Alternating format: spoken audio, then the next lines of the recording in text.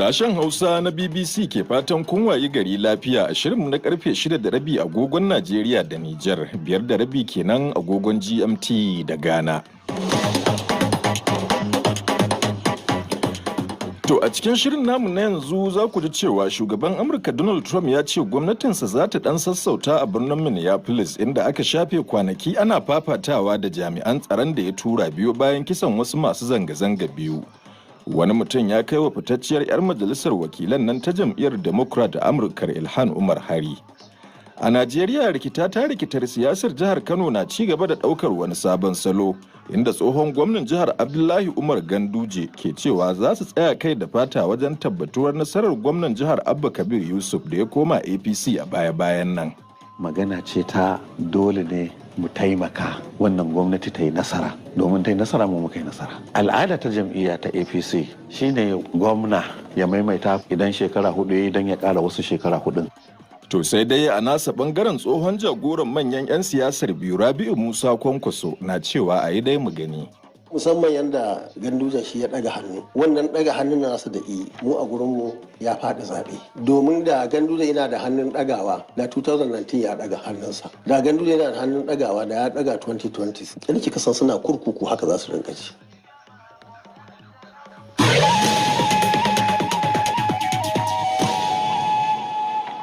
To za kuma ku ji yadda Algeria ke shirin samar da wani katafaren bututun man fetur tsakaninta da jamhuriyar Nijar da kuma Najeriya don inganta harkar makamashi a tsakanin ƙasashen.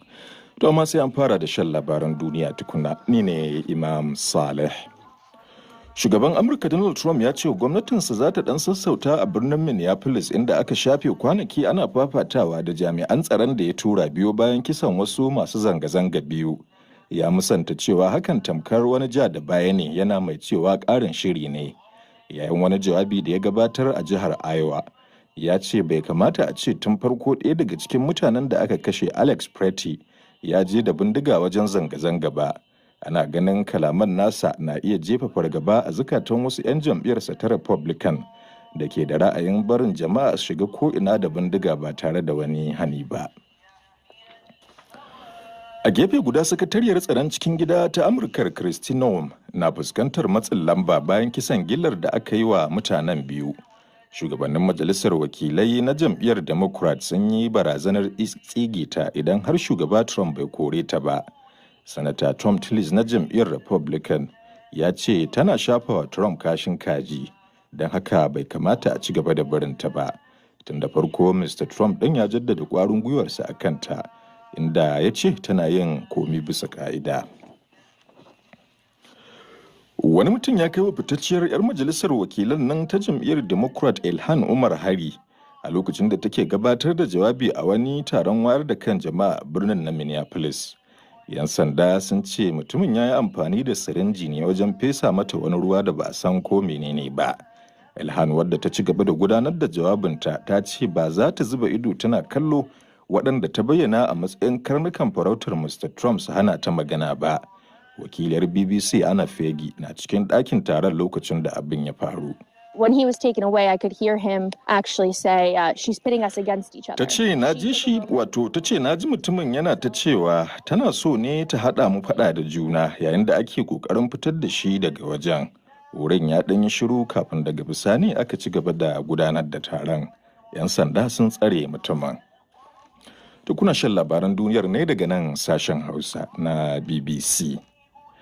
'Yan sanda a jihar Arizona da ke Amurkar sun ce ɗan bindigan nan da ya harbe wani jami'in tsaron kan iyakar ƙasar da Mexico yana nan a raye, ko da yake yana cikin mawuyacin hali. Shugaban 'yan sanda na gundumar Pima, Chris Nanos, ya ce mutumin ya buɗe wuta ne kan mai uwa da wabi bayan ya tsere daga wani wurin bada hannu. Lamarin da ya sa shi ma wani jami'i ya maida masa martani da harbin bindiga. Babu dai wani ƙarin bayani daga ma'aikatar tsaron cikin gida ta ƙasar. An fara zaben masu bincike a wata muhimmiyar shari'a da aka mai da hankali kanta a ci gaba da ƙalubalantar manyan shafukan sada zumunta da ake yi a faɗin duniya. Wata Ba'amurkiya 'yar shekara 20 da aka bayyana sunanta da KGM ita ce ta maka kamfanonin a gaban kotu saboda yadda ta ce ta jarabta da su, wato dai sun shiga zuciyar fiye da kima. wani abu da ke shafar lafiyar kwakwalwarta. Tuni kamfanonin TikTok da Snapchat da ake zargi da take zargi da aikata mata wannan laifi da ta bayyana a matsayin gagarumin alkaba'ir suka sasanta da ita, yayin da Meta da YouTube ke cewa babu kira ba su ga abin da zai ci masu gawayi ba. They have made clear that they plan to vigorously defend themselves against these allegations. Wakiliyar BBC ta ce kamfanonin biyu sun ce za su tsaya bakin rai bakin fama wajen kalubalantar duk wani zargi na cewa shafukan sada zumunta na tasiri ga lafiyar kwakwalwa. Ana sa ran shugaban kamfanin Meta Mark Zuckerberg zai ba da shaida a gaban kotu a wata mai zuwa. To ƙarshen labaran duniyar kenan daga nan sashen Hausa na BBC.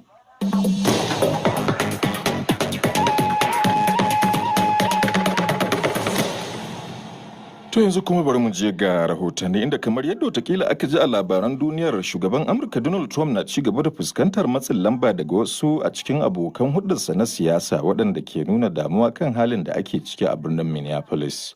Da yake jawabi kan tattalin arziki a jihar Iowa, Mr. Trump ya ƙara nuna cewa babu wata damuwa kan rikicin. Ya kuma ɗora laifin abin da ya faru kan mutumin da aka kashe wato Alex Pretty, wanda ke ɗauke da bindiga ba tare da izini ba. Ga rahoton Badamasi Abdulkadir Mukhtar.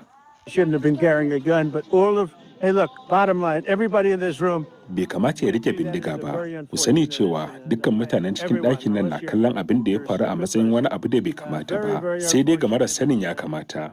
Ban ji daɗin yadda yake ɗauke da bindiga ba.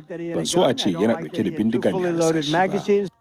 Kalaman shugaba Trump kenan da ake ganin za su iya harzika masu kiran a gudanar da bincike mai zaman kansa akan mutuwar Mr. Pretty. Kalamai ne masu nauyi sosai ga shugaban ƙasa ɗan jam'iyyar Republican masu kawance da ƙungiyoyi masu goyon bayan mallakar bindiga. Tuni dai kalaman na shugaba Trump suka janyo suka ga gwamnatinsa, wadda wasu ke yi wa kallon mai ƙoƙarin yaƙi da tanadin kundin mulkin Amurka game da 'yancin mallakar makami ga 'yan ƙasa. Yayin da fadar White House ke ci gaba da ƙoƙarin yaɗa kalaman da za su kwantar da hankali da gyara ɓarnar da aka tafka, ba a ji ɗuriyar Greg Bovino ba, kwamandan jami'an kan iyakar Amurka da aka janye daga Minneapolis saboda dambarwar. Su dai jami'an tarayya sun yi ikirarin cewa an harbe Mr. Pretty ne saboda yana ƙoƙarin kisan jami'an gwamnati, wani zargi da babu shaidar da za ta tabbatar da shi. Rahoton da Badamasi Abdulkadir Mukhtar ya haɗa mana kenan. To yanzu kuma bari mu je Najeriya, musamman kan dambaruwar siyasar jihar Kano wadda ake wa kirarin iya mata sai ɗan kanan. Tsohon gwamnan jihar Abdullahi Umar Ganduje ya ce dole ne su tashi tsayin daka wajen tabbatar da nasarar gwamnan jihar Abba Kabir Yusuf da ya watsar da jam'iyyar NNPP ta tsohon mai gidansa Rabi'u Musa Kwankwaso, inda ya rungumi jam'iyyar APC. Dr. Ganduje ya ce a yanzu su da gwamna Abba sun zama tamkar uwa ɗaya uba ɗaya, kuma samun nasararsa tamkar samun nasarar su ne baki ɗaya. Ya kuma bayyana cewa a shirye yake daidaita da tsohon mai gidansa sanata Rabi'u Musa Kwankwaso don abin da ya kira ciyar da jihar Kano gaba. Ga abin da ya shaidawa Zaharaddin Lawan. Da an yi hamayya, yanzu an zo tare. Ta yi wancan shafi na hamayya an riga an rufe shi. Abin da aka sa a gaba yanzu ci gaban al'ummar jihar Kano, samun nasara a wannan jam'iyya. In ya samu nasara mun samu, in mun samu nasara ya samu, in ya faɗi mun faɗi, in mun faɗi ya faɗi. Duk wanda ya da wannan, to kaga magana ce ta dole ne mu taimaka wannan gwamnati ta yi nasara, domin ta yi nasara mu muka yi nasara. Ya ake ci gaba da ba shi damar ya takara a shekara ta 2027, saboda wasu da dama suna cewa bai zama lalle ba daga shigowarsa a ba shi takara. To ni ai da na sani, tunda alhamdulillahi jam'iyyar nan na shugabancin ta na kasa ga baki daya kusan shekara 2, saboda haka na san abin da yake a constitution, na san kuma abin da yake na al'ada na jam'iyya.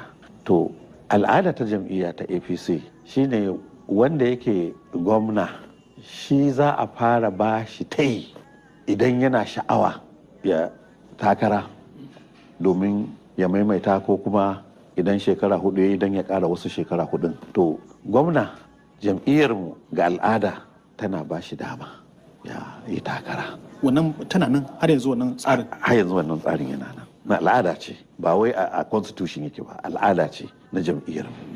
Amma fa ba yana nufin duk sauran mukamai haka ba ne, a'a. Kamar shugaban kasa shi ma haka ne, gwamna shi ma haka ne, amma sauran mazaɓu kowanne ana iya samun masu nuna sha'awa idan za su yi takara. Akwai yadda dokar zaɓe ta nuna ta jam'iyya da kuma dokar zaɓe ta ƙasa ta nuna a constitution, to kaga waɗannan zaɓi. A injiniya Rabi Musa Kwankwaso an jiyo shi yana cewa yana jin takaici gwamnatin da suka kafa a ɗauki akwashin gaba ɗaya a kai gidan Ganduje. Ya ka ji da irin waɗannan maganganu? Wannan magana da ya yi nima na ji ta da kunne na, kuma a matsayinsa na shugaba, a matsayinsa na wanda ya taɓa yin gwamna shekara 8, to bai kamata irin wannan magana ta fito daga bakinsa ba. Da yake cewa kuma an ɗauko akushi, to mu wannan ba mu gane wani irin akushi ba ne. Mu dai abin da muka sani, wato gwamnati ana yin ta ne saboda a yi wa al'umma aiki domin a samu ci gaba, kuma kowane gwamna zai zo ya yi nasa ya tafi, wani ya zo ya ɗora a kai. Amma wannan akushi da yake faɗa, to watakila ko shi a san da suke tare 100%, watakila akwai wani abu da suka ɗauka cikin akushin nan,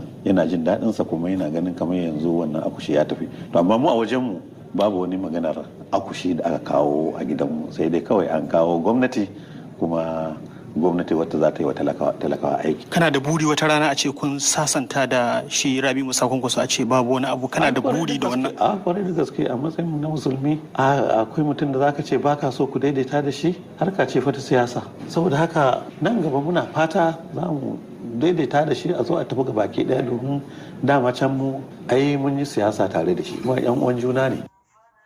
Tsohon gwamnan jihar Kano Abdullahi Umar Ganduje kenan. To sai dai ga tsohon ɗan takarar shugaban ƙasa a Najeriya kuma tsohon mai gidan gwamna Abba Kabir Yusuf ɗin na Kano har yanzu ya kasa fahimtar ainihin abin da yawa gwamnan da ya sa shi yin abin da ya kira butulce masa. A hirarsa ta farko da BBC tun bayan fara wannan turka-turka, Kwankwaso ya ce yana da yaƙinin gwamnan da dukkan waɗanda suka bi bayansa za su ciji yatsa, su kuma yi dana sanin ɗauke haƙƙin 'yan jam'iyyar NNPP da kuma jama'ar Kano, da kuma miƙawa 'yan gandujiya. Ga dai ƙarin bayanin da yawa Madina Dahiru mai shanu a Legas, inda ya ce ya je domin ma kaucewa yin kicibis da su gwamna Abban a ranar da suke komawa jam'iyyar APC.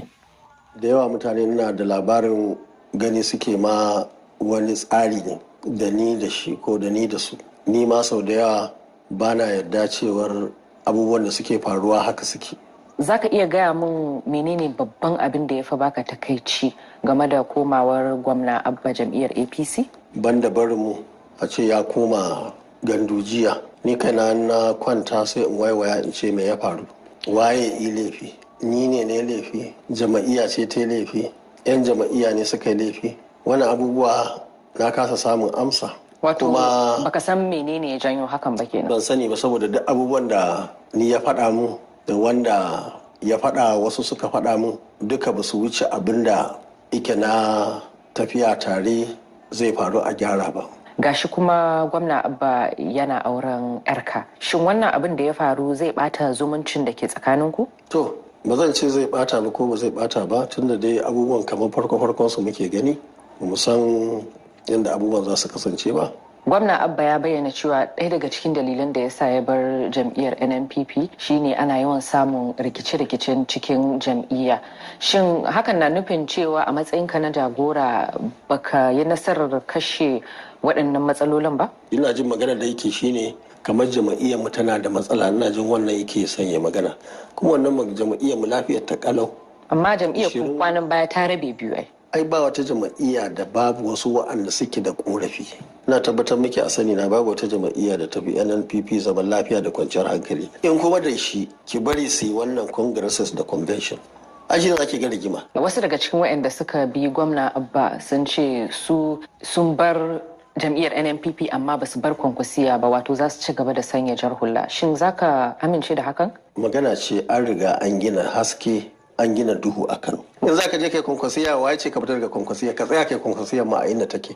Saboda haka duk wanda ya tafi ko ka sa jar hula ko ka tafi kaza, ka zama dan gandujiya, ka narke, haka za mu ganka, haka duk jama'a za su ganka. Ko musamman yanda Ganduje shi ya daga hannu. Wannan daga hannun nasa da mu a gurinmu ya faɗi zaɓe.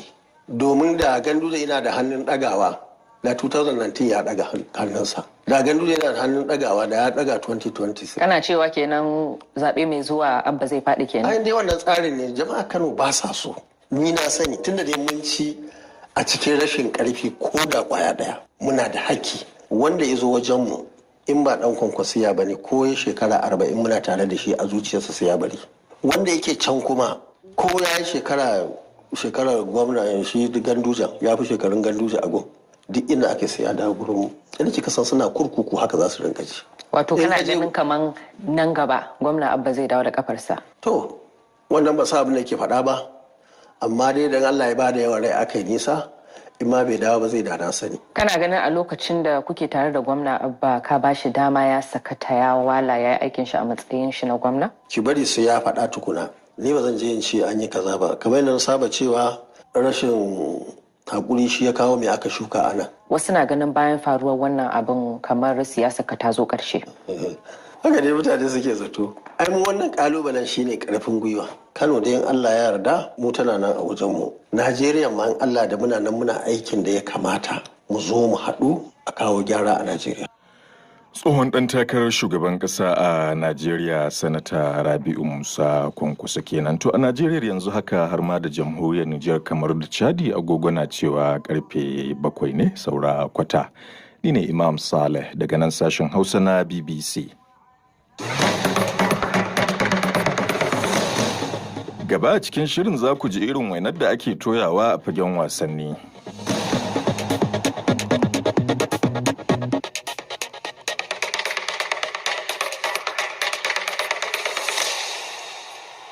A jamhuriyar Nijar wata babbar tawaga gargashin jagorancin ministan man fetur da makamashi na Algeria ta isa kasar domin tattaunawa biyo bayan lalacewar dangantakar da aka samu tsawon lokaci tsakanin kasar da kuma kasashen AES ciki har da jamhuriyar Nijar din.